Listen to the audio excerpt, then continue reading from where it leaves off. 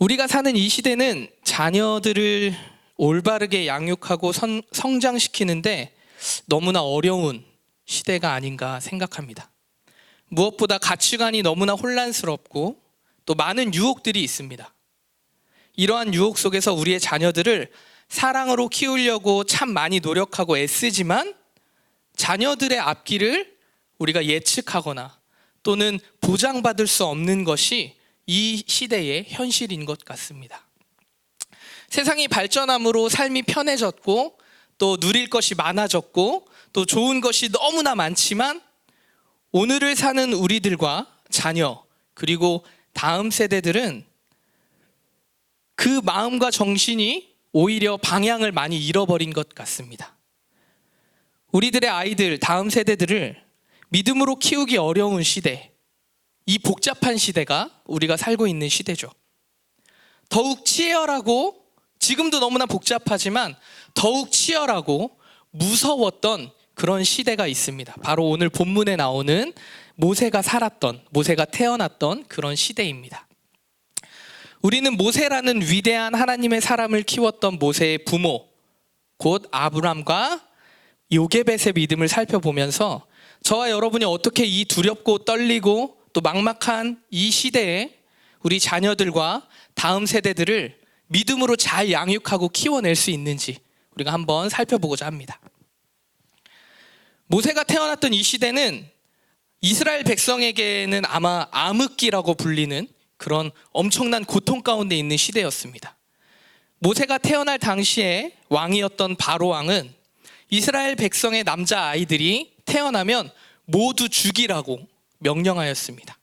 그렇게 명령했던 이유는 야곱이 이스라엘 백성들을 이끌고 애굽에 와서 정착한 이후에 이스라엘 자손들은 엄청나게 번성하였고 또 수도 많아졌고 그래서 온 땅에 가득하여졌습니다. 그래서 강성해졌어요.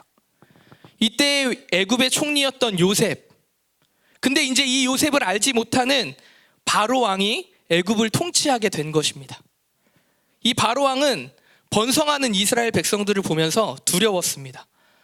이 백성들이 우리의 백성들보다 훨씬 많아지는 그 수를 보면서 나중에 전쟁이 나면 이들이 우리를 잡아먹을 수도 있겠다, 이길 수도 있겠다라는 두려움 속에 이스라엘의 자녀들이 태어날 때마다 특별히 남자아이가 태어나면 죽일 것을 명령하였습니다. 이스라엘 백성들은 이런 명령 속에서 또 노예라는 그 신분으로 애굽 땅에서 노예의 신분으로 살고 있었습니다. 노예의 신분의 그 삶 자체도 너무나 힘듦에도 불구하고 이 이스라엘의 번성을 두려워했던 바로 왕은 노동의 강도를 계속해서 높였어요. 하루에 할 수 있는 일의 양을 점점 더 늘려서 정말 감당할 수 없을 정도의 노동의 대가들을 이스라엘 백성들에게 요구하였습니다. 그렇게 어려운 시대였죠. 근데 더군다나 자신의 자녀를 낳으면 이 자녀를 나일 강가에 자신의 손으로 죽여야 했던, 이런 말도 안 되는 비극적인 그 고통 속에 살아야 했던 그런 이스라엘 백성들입니다.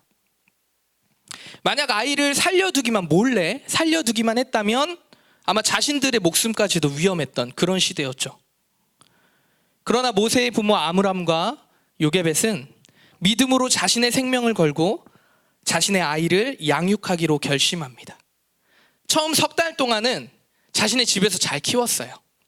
몰래. 근데 더 이상 숨길 수 없게 되자 갈대 상자를 마련해서 역청과 나무진을 치고 그리고 그 갈대 상자에 아이를, 모세 아기를 담아서 나일강 갈대 사이에 몰래 두었습니다. 우리는 흔히 갈대 상자를 담아서 나일강가에 띄워 보냈다라고 생각할 수 있지만 성경에서는 보냈다까지는 나오지 않아요. 그냥 갈대 사이에 두었다라고 얘기하고 있습니다. 굳은 결심으로 끝까지 내가 이 아이 집에서 키울 수는 없지만 그래도 끝까지 내가 어떻게 해서든 키워보겠다라는 부모의 의지가 담겨 있음을 짐작해 볼 수 있습니다. 그런 의미에서 이 갈대 상자에 나무 역청을 바르고 나무진을 칠했던 것은 사실 노아의 방주를 만들었던 그 방법과 동일한 방법입니다. 이게 무슨 뜻이냐면 아브람과 요게벳은 구원하시는 하나님을 믿고 의지했다는 것입니다. 어찌 보면 자식을 위해 목숨을 건 양육은 부모로서 당연한 것 아닙니까? 이렇게 말할 수도 있어요. 하지만 평생을 숨겨야 하고 아이가 자라나는 것을 그걸 숨길 수 없는 그 상황에서 과연 이 아이를 키운다는 것은 정말 쉬운 결정은 아닐 것입니다. 요즘 시대의 친자식마저도 버리고 또 죽이고 하는 그런 이 시대를 살아가는 우리의 모습을 보면 아마 이런 결정은 쉬운 결정이 아니었을 것이다 라는 생각을 해봅니다. 이런 암담하고 비극적인 상황 속에서 모세의 부모보다 먼저 믿음으로 살던 사람들이 있습니다. 바로 출애굽기, 오늘 본문은 아니지만 바로 앞장에 있던 출애굽기 1장에 등장하는 히브리 산파들입니다. 이 히브리 산파들은 남자아이들을 죽이라는 바로 왕의 단호한 그 명령에도 불구하고 이스라엘 사람들의 그 자녀들을 몰래 살려줍니다. 그리고 모세의 부모들도 자신들의 아이를 살리기 위해서 목숨을 내건 그 다음의 행동을 취하게 되죠. 그런 결단을 하게 됩니다. 히브리 산파와 모세의 부모, 이들이 목숨을 건 이런 결단을 하게 된, 이런 용기를 내게 된 이유가 무엇일까요? 성경은 이것을 믿음 때문이라고 이야기하고 있습니다. 이러한 믿음은 그냥 생겨난 것이 아니고 하나님의 약속에 대한 그들의 확신, 그런 행동을 가능하게 했음을 성경을 통해서 우리는 알 수 있습니다. 창세기 15장 13절부터 16절에 보면요, 아브라함에게 하나님이 약속하신 말씀들이 있습니다. 예언의 약속이죠. 그 약속들이 이런 거예요. 그 예언의 약속은 아브라함의 자손들이 이방의 객이 되어서 400년 동안 어려움을 당한다는 것이에요. 그리고 그 후에 하나님이 그들을 도와서 다시 약속의 땅, 가나안 땅으로 돌아올 수 있게 해준다는 그 예언의 약속을 창세기 15장 13절에서 16절을 통해서 얘기하셨습니다. 이제 시간적인 것을 우리가 좀 따져보면 이래요.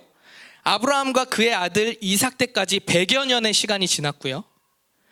야곱과 요셉이 애굽에 내려간 후에 모세까지 300여 년의 시간이 흘렀습니다. 하나님이 약속하신 400여 년의 시간이 이제 된 것이에요. 이제 이스라엘 백성들의 노예 생활이 끝나가고 이제 하나님의 약속하신 그 약속대로 이스라엘의 민족이 애굽에서 하나님이 약속하신 땅 가나안으로 돌아갈 날이 다가왔다는 것입니다. 많은 사람들이, 많은 이스라엘 백성들이 이 하나님의 약속을, 이 약속의 말씀을 잊고 살았어요.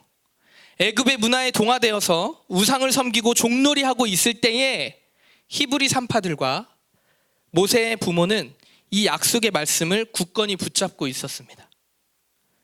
이 약속의 말씀에 대한 신뢰가, 확신이 있었기 때문에 아기 모세를 자신의 목숨을 걸고 지킬 수 있었던 것입니다.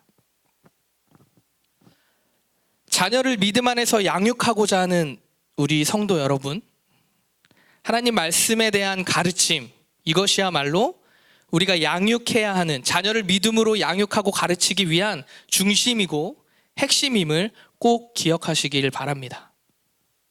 자녀와 다음 세대들에게 우리의 가치관, 또 우리의 생각, 이것들을 가르치려고 하지 마시기를 부탁드립니다.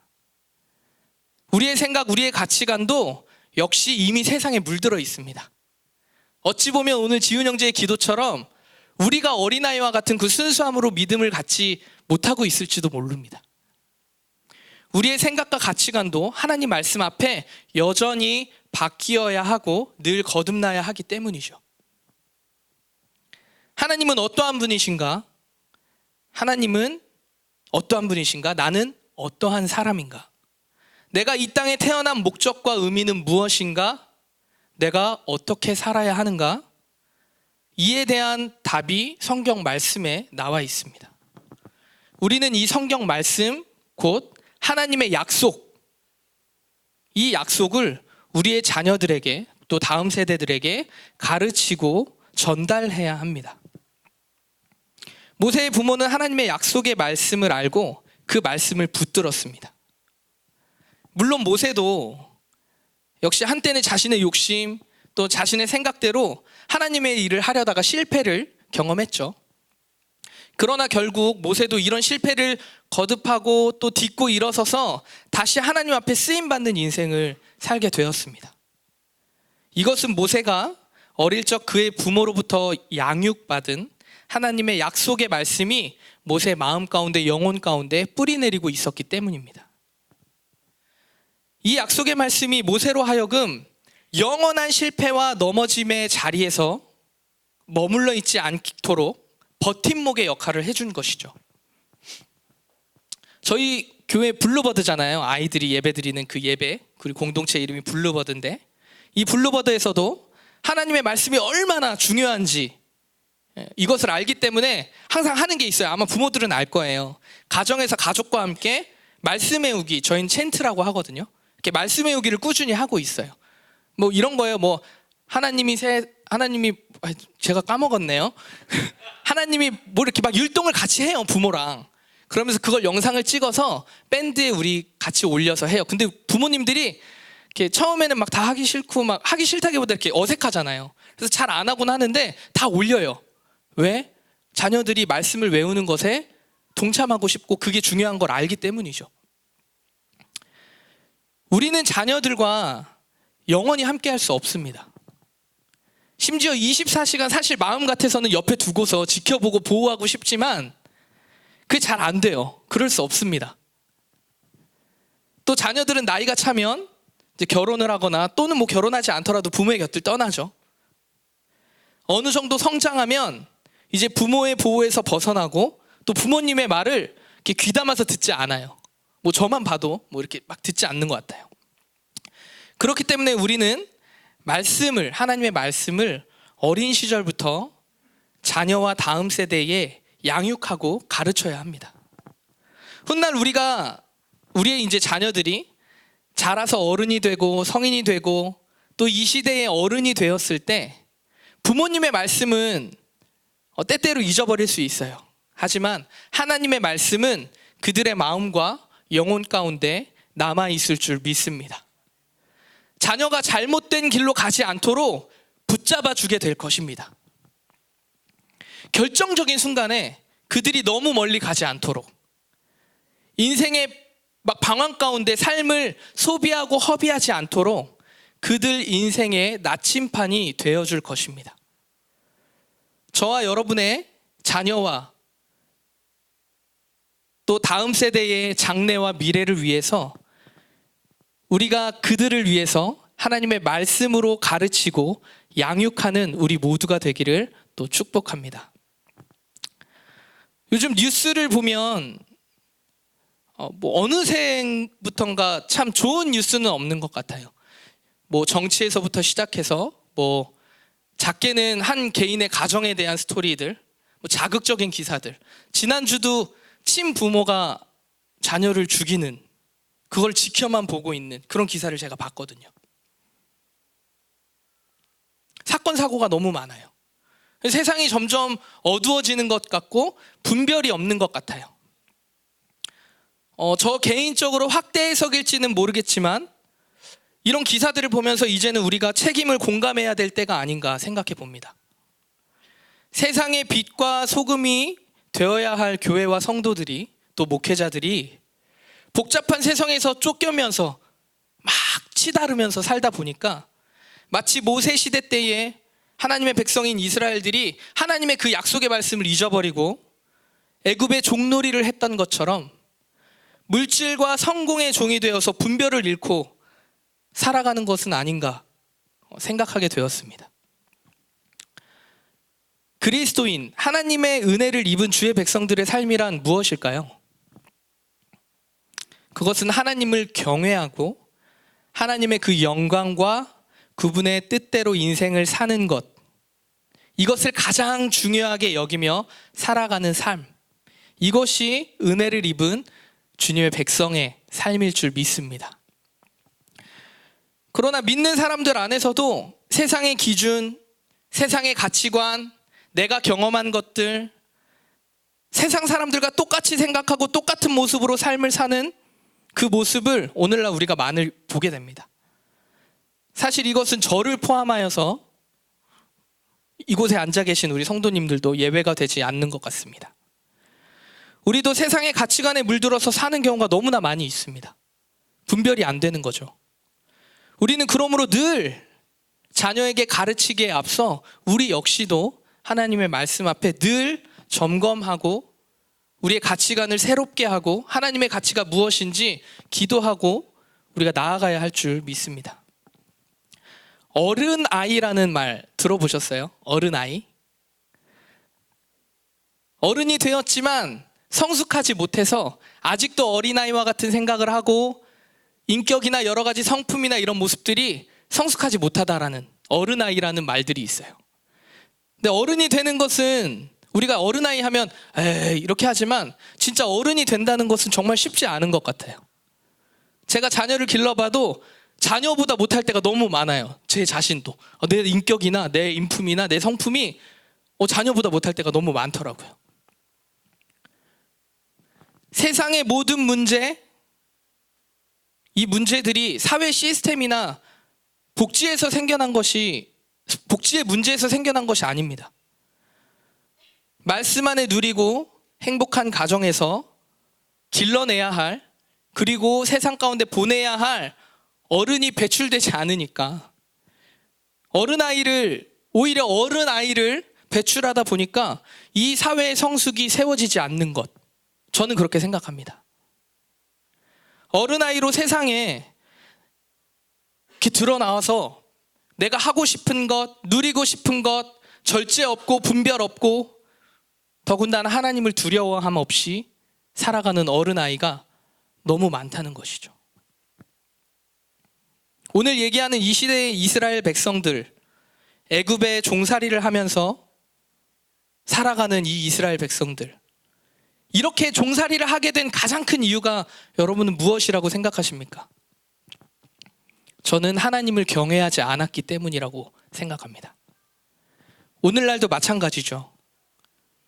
하나님을 믿지 않는 그리스도인들이 아니라 하나님을 믿는다고 고백하고 그렇게 살아가는 그리스도인들이 하나님을 경외하지 않는 것입니다. 입술로는 하나님을 경외하고 믿는다고 말하지만 우리의 생각과 가치관과 행동과 삶의 모습은 너무나 이기적이고 너무나 자기가 좋은 대로만 행동하는 그런 모습이 너무나 많이 담겨 있어요. 하나님을 경외하지 않는 사람들처럼 똑같이 살아가고 있습니다. 그리고 이런 삶의 모습들이 가정을 통해서 대물림 되어지고 있습니다. 오늘 본문에는 없지만 출애굽기 1장 17절에 보면요, 히브리 산파들이 바로의 명령을, 아이를 죽이라는 그 명령을 거절한 이유가 나와요. 그게 무엇이냐면 하나님을 두려워하여 라는 말을 합니다. 바로 왕의 말보다 하나님을 두려워하는 마음이 히브리 산파들에게 있었던 거예요. 하나님의 약속을, 말씀을 믿고 확신하는 그 삶을 살다가 보니 진짜 내 눈앞에 보이는 나를 바로 죽여라 할 수 있는 그 바로 왕의 말보다 하나님을 두려워하는, 하나님을 경외하는 마음이 그 히브리 산파들의 마음에 있었다는 것입니다. 하나님을 경외하는 삶에 모범을 보였던 모세의 부모, 그 장면을 우리가 좀 다시 돌아가 보겠습니다. 9절과 10절입니다. 제가 읽어볼게요. 바로의 딸이 그에게 이르되 이 아기를 데려다가 나를 위하여 젖을 먹이라. 내가 그 삭을 주리니 이 여인이 아기를 데려다가 젖을 먹이더니 그 아기가 자라매 바로의 딸에게로 데려가니 그가 그의 아들이 되니라. 그가 그의 이름을 모세라 하여 이르되 이는 그를 물에서 건져내었음이라 하였더라. 갈대 상자에 담아서 갈대 사이에 이렇게 두었는데 바로 왕의 딸이 본 거예요. 근데 마침 모세의 누나였던 미리암이 그걸 보고 막 하나님이 주신 지혜로 딱 가서 바로 딸에게 이 아이 우는데 제가 이 아이의 그 히브리 누구를 불러서 젖을 먹이게 할까요? 그 전까지 딱 얘기했더니 바로 왕의 딸이 그렇게 해라. 그럼 내가 삭도 주겠다. 이 아이가 불쌍하니까 그렇게 해라. 그래서 친엄마를 불러와요. 그래서 친엄마가 유모가 되죠. 바로 왕의 딸은 모르죠. 그리고 훗날 이 모세는 그 바로 왕의 딸의 양자로 들어가게 됩니다. 근데 우리가 여기서 보면 9절과 10절 사이에 시간의 간격이 있음을 알 수 있습니다. 아기를 데려다가 젖을 먹이더니, 그리고 10절에 그 아이가 자라매 바로의 딸에게 데려가니 그가 그의 아들이 되니라. 9절에서는 태어난 지 얼마 안 된 젖을 먹는 아이였지만 10절에 가서는 부모 젖을 떼고 부모를 떠나서 이제 바로 왕의 딸의 궁정에 들어가게 된 것입니다. 적어도 9절과 10절 사이에는 이제 자라매니까 최소한 몇 년의 간격이 있겠죠. 근데 보통 학자들은 이 기간을 짧게는 3년에서 7년 정도로 보고 있습니다. 3년, 짧게는 3년 또는 7년이라는 이 시간 동안 모세의 부모는 틀림없이 유모의 위치이긴 하지만 틀림없이 그들이 할 수 있는 모든 신앙적인 교육과 하나님의 가치관을 그에게 교육했을 것이라고 생각합니다. 이렇게 얘기했을 것 같아요. 모세야, 너는 하나님의 백성이란다. 너는 얼마 후에 바로의 공주, 바로의 딸, 그 공주님의 양아들로 양육되어지겠지만 너는 이 사실을 잊으면 안 돼. 너는 하나님의 백성이란다. 너는 하나님 보시기에 아름답고 존귀한 보배로운 아이란다. 하나님께서 너를 통해서 특별한 일을 감당하시게 하시려고 너를 이 땅에 보내셨단다. 너는 무슨 일이 있어도 하나님을 경외해야 한단다. 아므람과 요게벳의 교육은 어린 모세가 아마 다 소화하지 못했을 것 같아요. 그러나 어린 모세는 그런 하나님의 약속 말씀을 들으면서 그 믿음의 부모들을 통해 하나님을 경외하는 삶이 무엇인지, 또 하나님의 약속의 말씀을 믿는 삶이 무엇인지 눈으로 보고 이 모세는 바로의 궁중에 들어가서 애굽 최고의 고등 교육을 받았습니다. 애굽의 과학과 철학을 공부하고 그 당시 종교적인 가신론 교육을 받았을 것입니다. 모세는 그렇게 30년 동안 애굽의 궁정에서 지내게 되었습니다. 여기서 우리가 기억해야 할 중요한 것은 어린 시절 부모님의 품속에서 받았던 그 신앙의 교육을 부모가 믿음으로 하나님을 경외하고 섬기고 모범을 보였던 그 교육을 애굽의 세상적인 교육이 이기지 못했다는 거예요. 애굽의 왕정에 들어가서 30년 동안 고등 교육을 받았지만 불과 3년에서 7년 동안 받았던 그 부모의 믿음의 교육들은, 하나님의 약속에 대한 가르침들은 결코 고등 교육 못지 않은 엄청난 모세의 뿌리로 자리 잡게 되었다는 거예요. 모세의 부모는 이스라엘 백성들이 자녀가 태어나면 두렵고 떨리는 마음에 자녀를 나일강에 다 갖다 버려서 하나님을 등을 질지라도 끝까지 하나님을 믿는 신앙을 지켰습니다. 하나님께서 자신들에게 허락하신 귀한 생명, 그 생명을 지키려고 정말 너무나 열심히 노력해서 최선을 다했습니다. 그들이 살아있는 믿음을 그의 자녀 모세에게 보여주었다는 것입니다. 자녀를 양육하면서 항상 두렵고 걱정이 되었던 것이 있습니다. 그것은 자녀의 미래에 대한 불안함이었습니다. 자녀를 좋은 환경에서 내가 교육하지 못하면 어떡하지? 이런 마음들이 아이가 한 명 한 명 태어날 때마다 둘이 되고 셋이 되고 넷이 될 때마다 제 마음에 너무 기쁘지만 계속 생겨났지. 얘네들을 하나는 어떻게, 둘은 어떻게, 셋은, 넷은 이렇게 마음의 불안감이 계속 생기더라고요. 그래서 자녀 교육에 대한 아내와 대화를 나누면서 항상 다짐했던 것이 있습니다. 저 개인적으로 최고의 환경과 최고의 좋은 조건에서 교육을 시켜주지는 못해도 내가 8살 되기 전까지는 내가 목사인데 예수님에 대해서 최대한 내 말을 잘 알아듣고 또 논리적으로 반응하지 못할 때 내가 예수님에 대해서, 하나님에 대해서 최대한 많이 알려줘야 돼. 이 생각을 저는 했습니다. 근데 이 믿음과 이 교육의 방침에 위기가 찾아왔어요. 난 첫째가 7살쯤, 6살 때였나 7살 때쯤 됐던 것 같아요. 근데 무엇 때문인지 첫째가 되게 많이 삐져 있는 거예요. 그래서 삐져서 이거 사줄게, 저거 사줄게.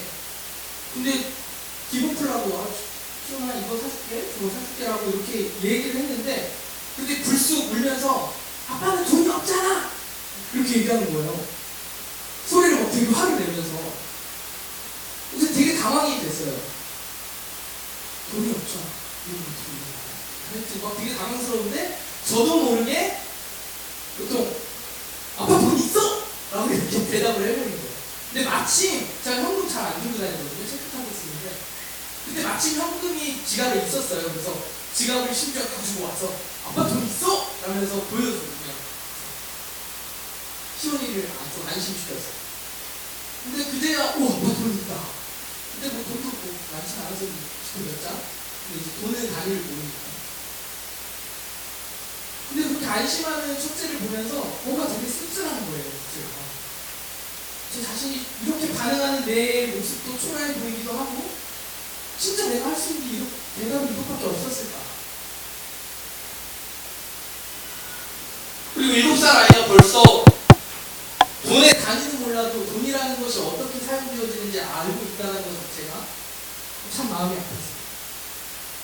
근데 이제 차분해진 시온이를 앉혀놓고, 돈이 어떤 것인지, 너에게 사줄 수 없는 게 아니라 필요할 때마다 다 사면 왜 안 되는 것인지 이렇게 차근차근 다 얘기해주고 난 후에 성경에서는 부한 사람들이 어떻게 살아야 하는지를 아이와 대화를 나누면서 알려주기 시작했습니다. 그러니까 고개를 끄덕거리면서 다 이해하는 척 하긴 했지만 사실 다 이해했는지는 잘 모르겠어요. 근데 그 순간 제가 할 수 있는 모든 것은 성경에서 이렇게 말하고 있고 시오나, 그래서 돈은 이 세상에 정말 필요한 수단으로 사용되어질 수 있겠지만 이것이 전부가 아니야. 하나님은 그렇게 말씀하지 않으셨어. 그래서 우리가 돈이 많이 있을 때 가난하고 어려운 사람들을 돌보지 못하면 그 돈은 이 땅에서는 잘 살 수 있지만, 시온이가 먹고 싶은 마이쮸를 많이 먹을 수 있겠지만 결코 하나님을 기뻐하시진 않을 수 있어. 시온이가 한번 생각해봐. 아빠는 10개도 100개도 사줄 수 있어. 마이쮸 얼마 비싸지 않아. 이렇게 아이에게 알려주기 시작했어요. 그리고 시온에게 마음껏 축복했어요. 모세의 부모가 모세에게 너는 하나님의 사람이란다라고 얘기했던 것처럼 저는 시온에게 그럼에도 시온아, 너는 사랑하는 하나님의 딸이고 아빠의 소중한 사람이고 너는 하나님의 목적이 있어서 보내주신 거야 라는 자녀를 마음껏 축복하고 하나님의 사랑을 표현했어요. 자녀를 기르시는 우리 성도 여러분, 자녀에게 세상의 가치와 부모님의 경험 너무 좋습니다. 근데 그것을 나눠주기 이전에 하나님의 말씀과 또 그 말씀 이전에 내가 받은 하나님의 사랑을 자녀에게 마음껏 축복하시고 사랑의 말과 축복의 말들로 대해 주시기를 간절히 바랍니다. 여러분은 자녀가 돈에 대해 물어보고 천국에 대해 물어보고 예수님에 대해 물어보고 성령님에 대해 물어보고 하나님에 대해 물어보면 어떻게 대답해 주시겠습니까? 저희가 8살 되기 전까지 어떻게 해서든지 하나님에 대해서 알려줘야지, 나 흔들리지 말아야지, 이 마음으로 양육을 하다 보니까 놀라운 비밀을 하나 발견했어요. 그렇게 많이 제가 이렇게 멋지게 말하지만 그렇게 많이 하나님에 대해서 얘기하지 않아요. 때때로 그런 기회가 있을 때마다 전했던 거예요. 근데 그것만으로도 놀라운 비밀이 하나가 무엇이냐면, 자기만의 논리, 6살, 7살 때쯤 되면요, 요즘에 새아가 불어요. 되면요, 하나님에 대한 궁금한 것들이 생겨요. 자꾸 물어요. 성령이 뭐예요? 천국이 뭐예요? 그래서 한 번은 천국에 대해 시온 둘째가 물어봤었어요. 그래서 천국은 너무 아름다운 곳이고 아픔이 없는 곳이고 그리고 살아있는 사람은 이렇게 그대로 하나님께서 불러주셔서 우리가 천국에 갈 수 있어요. 그랬더니 그 다음은 대답을 못할 답을 하더라고요. 집이 이렇게 갇혀있는데 우리가 어떻게 올라가는 거예요? 그 다음부터는 대답을 못하겠더라고요. 그러면서 그렇게 믿어야 돼 라고 얘기했지만 이렇게 계속해서 궁금한 것들을 아이들의 눈으로 아이들의 마음으로 이해한 만큼 계속해서 물어봐요. 얼마 전에는 서윤이가 삼위일체에 대해서 통달했던 것 같아요. 삼위일체. 그렇지. 하나님과 예수님과 성령님은 지금 우리와 동행하시지 뭐 이렇게 계속 얘기를 하는데 이게 과연 얘가 진짜 알고 얘기하는 건지 내가 밤에 기도할 때 그렇게 얘기를 해서 얘가 그걸 그대로 이해하는 것인지는 잘 모르겠지만 그렇게 얘기를 해요. 이게 놀라운 비밀이에요. 자녀들이 하나님에 대해 얘기해 줄 때마다 하나님에 대해서 물어봅니다.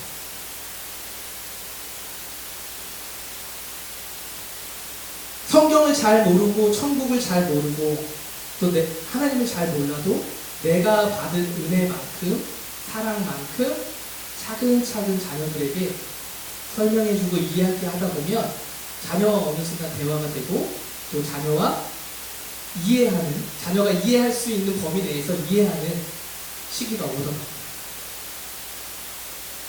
시온이가 참 제가 뿌듯했던 게 가장 최근에 있었어요. 3학년이 되었어요. 지금 이제 3학년이거든요. 학기가 딱 시작했는데 학기가 시작하고 얼마 되지 않았는데 시온이의 짝꿍이 나중에 알았어요. 불안장애와 소아 우울증을 앓고 있는 친구였어요. 그래서 이미 그 학교 담임 선생님은 알고 있었어요. 그런 아이가 있다는 걸 이미 다 알고 있었어요. 근데 이 아이가 가위로 자신을 막 이렇게 자해하는 그렇게 속은에 막 상처를 내기 시작하는 그런 모습을 담임 선생님이 보고 가서 아이와 20분간 그 교실 안에서 실랑이를 합니다. 10살짜리 아이들이 얼마나 충격을 받았겠어요. 우는 아이도 있고 그리고 막 나중에 엄마들끼리 얘기해서는 꿈에 나와서 애가 잠을 못 자는 애들도 있고 그런 충격을 아이들이 많이 받았어요. 근데 시온이는 짝꿍이었어요. 그 친구. 그러니까 선생님이 막 이렇게 하는 거에 바로 시온이는 옆에 앉아서 본 거예요. 제일 가깝게. 얼마나 충격적이었겠어요. 근데 걱정이 너무 되더라고요. 왜 하필 그 친구가 시온이 짝꿍이었을까? 솔직하게 그런 마음이 들더라고요. 왜 시온일까? 혹시 아빠가 이 사람인 줄 알아서 이런 마음도 들기도 했어요. 막 속으로. 뭔가 그러니까 마음이 아프니까 그냥 그런 마음이 들더라고요. 그래서 시온이에게 물어봤어요. 시온아, 놀라지 않았냐? 괜찮냐? 했더니 전혀 놀라운 대답이 시온이에게 나왔어요. 아빠, 그 친구가 제 실명을 못하니까 그 친구가 많이 아픈가 봐. 걱정이 돼. 이렇게 얘기를 하더라고요. 놀라긴 했는데 괜찮아. 근데 그 친구가 많이 아픈가 봐. 이 말 한마디에 제가 걱정이 싹 사라졌어요. 당연하죠. 그 친구가 이제 치료를 받는 동안 학교에 나오지 못했거든요. 지금은 잘 다니고 있어요. 근데 그동안에도 그 친구가 보고 싶다고 빨리 왔으면 좋겠다고 학교 갔다 오면 저희한테 얘기하고 심지어 밤에 잘 때 그 친구를 위해 기도하고 참 다행이다 라는 생각을 했습니다. 그리고 얼마 지나지 않아서 담임 선생님과 이제 학기 초에 상담을 하는데 선생님도 이제 걱정이 됐겠죠. 그래서 저희 같이 상담을 하러 갔거든요. 그래서 저희한테 물어보시고 시온이 괜찮냐고 저희가 그런 일들이 있었어서 사전에 말씀드리지 못해서 죄송하다고 선생님이 얘기하시고 그래서 저희는 얘기를 드렸죠. 이런 일이 있었고 시온이 괜찮다 하더라. 시온이는 뭐 잠도 잘 잤고 오히려 그런 걱정이 전혀 그런 교수님들이 전혀 없었습니다. 그리고 저희가 말씀드렸죠. 짝꿍을 저희가 계속 해도 괜찮을 것 같다. 뭐 계획이 있으신지 어떤지 모르겠지만 특별히 뭐 상황이 아니라 뭐 이렇게 시기가 돼서 돌아가는 거 아니면 굳이 뭐 그 친구를 따로 혼자 두거나 이렇게 하지 않아도 될 것 같습니다. 저희가 아니어도 누군가는 또 짝꿍이 될 텐데 그리고 시온이랑 그 친구가 유일하게 또 시온이랑만 대화를 해요. 좀 이상해요. 그래서 저희는 괜찮습니다. 라고 말씀드렸어요. 우리의 자녀의 미래가 불확실합니다.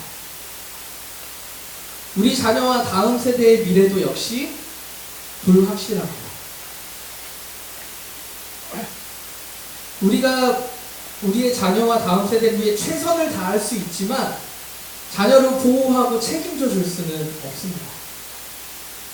아마 모세의 부모가 모세를 숨겨서 키우고 갈대 상자에 아이를 넣었을 때에도 믿음과 확신은 있었지만 이들도 역시 이 불안한 모세의 아이의 미래에 많은 걱정을 했을 것입니다. 그러나 모세의 부모는 그 걱정 가운데에서도 전적으로 하나님을 신뢰하고 의지하는 마음이 있었다는 것입니다. 그분을 경외하는 마음으로 최선을 다하였습니다. 하나님께서는 바로 모세의 부모를 도와주셨고 미리암이라는 그 딸의 지혜를 주셔서 그들에게 기적을 베풀어 주셨습니다.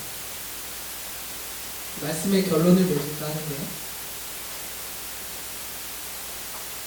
우리가 자녀들과 다음 세대를 위해서 무엇을 남겨줄 수 있을까요? 우리가 걸었던 지난날의 수많은 잘못과 실수를 똑같이 걷게 하면 안 되지 않을까요? 내가 하나님을 믿지 않을 때에 그게 숱하게 방황했던 그 시간들을 동일하게 자녀들에게, 우리 다음 세대들에게, 우리 조카에게 물려주시겠습니까? 내 가정의 불화, 내 인생의 어려움을 그대로 자녀들과 다음 세대들에게 물려주시겠습니까? 아마 이곳에 계신 성도님들 그 누구도 저를 포함해서 그 누구도 그것을 그대로 물려주는 것을 바라는 분은 없을 것입니다. 우리도 최선을 다하고 있지만 우리도 부족하고 한계가 있습니다. 분명히 사랑해요. 근데 인간의 사랑이 한계가 있더라고요. 자녀를 양육하다 보면 계속해서 제 한계를 봅니다. 그리고 자꾸 깨어지고 부족함을 보게 됩니다. 그럴 때마다 마음이 무거워. 내 자신의 성숙함이 없어 보이기 때문입니다. 그렇기 때문에 우리는 전능하신 하나님, 그 하나님을 바라보고 의지하고 신뢰해야 할 줄 믿습니다. 우리가 하나님께 책임을 받은, 양육의 책임을 받은 부모이긴 하지만 하나님 앞에 똑같이 자녀와 부모가 같이 성장해야 하는, 성숙해져야 하는 어른아이가 아니라 참다운 하나님의 자녀가 되어져야 하는 우리들이기 때문입니다. 때때로 부모의 품을 떠난 자녀들이 부모가 기대하고 생각했던 것들과는 다르게 살아가며 방황하는 모습들을 저희 청년 때도 제가 형님들 통해서 많이 봤고, 또 목회자가 되어서도 직분자들의 가정에서 그렇게 벗어나는 아이들을 많이 보았고, 심지어 목회자의 가정에서도 그 자녀들이 방황하는 모습들을 많이 보았습니다. 근데 그렇다고 해서 절망하고 낙심하지 마시기를 부탁드립니다. 우리가 믿음 안에서 최선을 다해서 정말 하나님의 말씀을 가리키고 양육하고 또 모범이 되기 위해서 비록 부족하고 한계가 있고 연약하지만 그렇게 다 했다면 하나님께서 책임져 주실 것입니다. 아멘. 처음에 말씀드렸던 것처럼 모세도 처음에는 넘어지고 실패를 경험했습니다.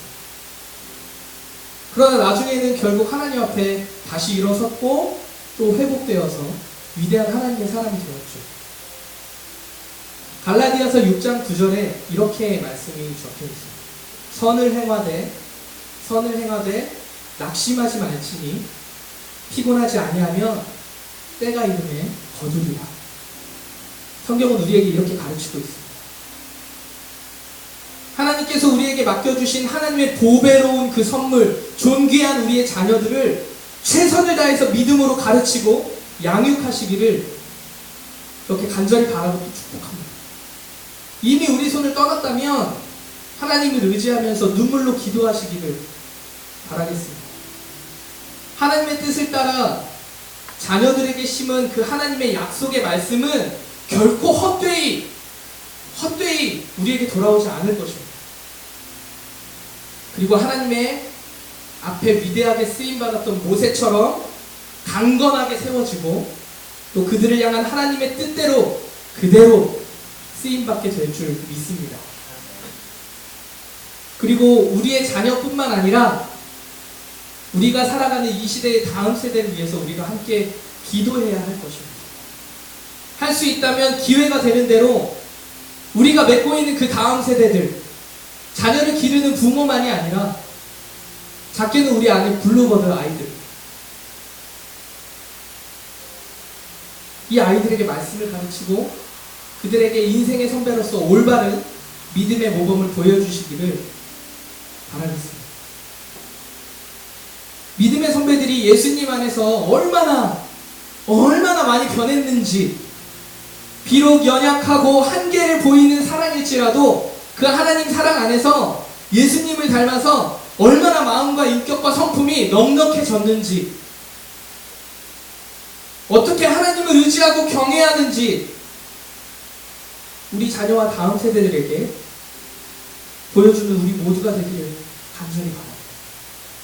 하나님의 말씀을 부지런히 가르치고 하나님을 의지하고 경외하고 말씀대로 사는 그 삶의 모범을 보일 때에 우리들의 자녀와 다음 세대들이 이 복잡하고 분별 없는 이 악한 시대에서 분별하여 세상을 다스리며 승리하는, 그리고 나누며 사랑하며 베푸는 그런 하나님의 자녀로 자라게 될 것을 믿습니다.